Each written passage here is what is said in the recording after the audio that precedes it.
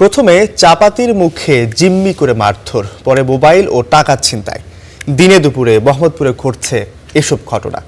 সামাজিক মাধ্যমে ভাইরালের পর ছিনতাইকারীদের গ্রেপ্তার করেছে পুলিশ। 15ই মার্চ দুপুর 3:24 রাজধানীর মোহাম্মদপুরের নবীনগর হাউজিংয়ের 9 নম্বর সড়ক। গ্রাহকদের অর্ডার করা পার্সেল নিয়ে যাচ্ছিলেন এক কুরিয়ার সার্ভিস কর্মী, কিন্তু অস্ত্রধারী দুই দুর্বৃত্ত প্রথমে তার গতিরোধ করে, পরে অস্ত্র দিয়ে আঘাত করে, জোর করে তার কাছ থেকে মোবাইল ফোন ও টাকা ছিনিয়ে নেয়।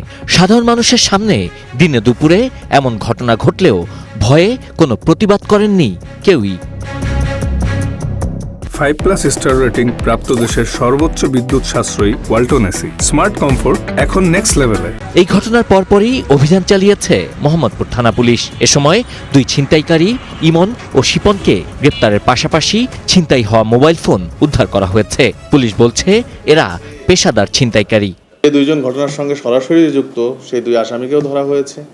যে মোবাইলটি ভিকটিমের খোয়া গিয়েছে সেই মোবাইলটিও আমরা তাৎক্ষণিক উদ্ধার করেছি এবং এর মাধ্যমে আপনাদের এই মেসেজটি দিতে চাই যে মোহাম্মদপুর থানায় এক সময় যেটি হওয়ার হয়েছে, কিন্তু এখন কোনো কিছু করতে গেলে অপরাধীদের চিন্তা ভাবনা করতে হবে।